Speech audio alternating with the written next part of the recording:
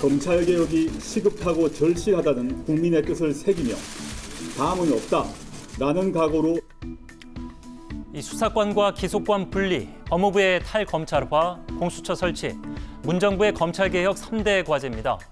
공수처에 이어 검경수사권 조정 법안이 국회를 통과하면서 검찰개혁 입법이 마무리됐다는 평가가 나왔는데 아니었습니다. 민주당 내 입법 관련 경쟁 아닌 경쟁이 계속되고 있습니다. 검찰은 달라지지 않았습니다. 여전히 선택적인 수사 중심의 조직 운영. 검찰청을 폐지하고 기소권과 공소유지권만 갖는 공소청을 신설하여 수사기소의 완전한 분리와 이 수사기소 분리에 대한 내용을 전제로 법안 발의를 준비하고 있다고 말씀드립니다. 민주당 내 여러 의원이 목소리를 높이는 중수청 설치는 검찰의 6대 범죄 수사권을 중수청에 이관하고 검찰은 기소와 공소만을 맡는 게 핵심입니다. 이른바 검찰개혁 시즌2인데 이 검찰 수사권 박탈은 힘있는 세력들에게 치외 법권을 제공하는 것이라며 직을 걸어서라도 막겠다. 윤석열 검찰총장, 검찰의 대표에 반발하고 제1야당이 힘을 더하고 있습니다.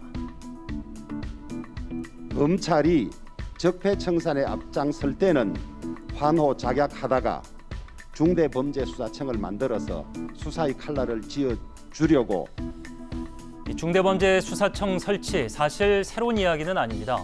수사권과 기소권을 분리해 검찰과 경찰의 견제와 균형의 원리가 작용되도록 하겠다는 공약은 검찰이 직접 수사권을 갖지 못하도록 하겠다는 의미이기 때문입니다.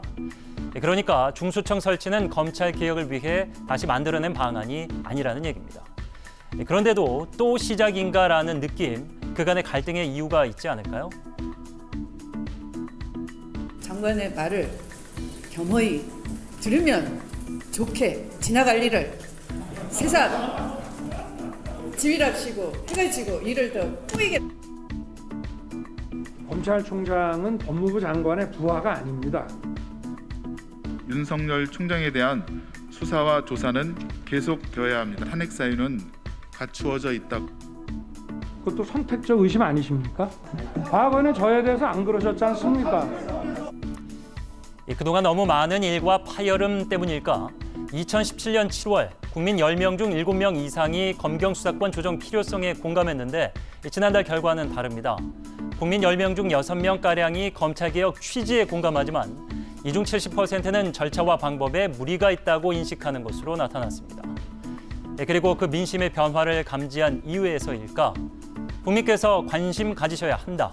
국민 모두에게 이롭다.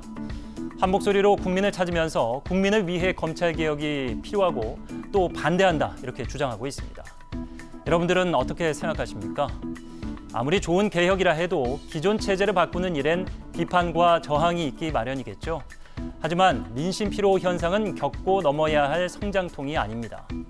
개혁을 놓고 여러 번 드러난 편가르기를 보는 국민은 피로감을 넘어 혐오감 또는 압박감을 느낄 수밖에 없고 국민 지지 없는 개혁은 성공할 수 없습니다.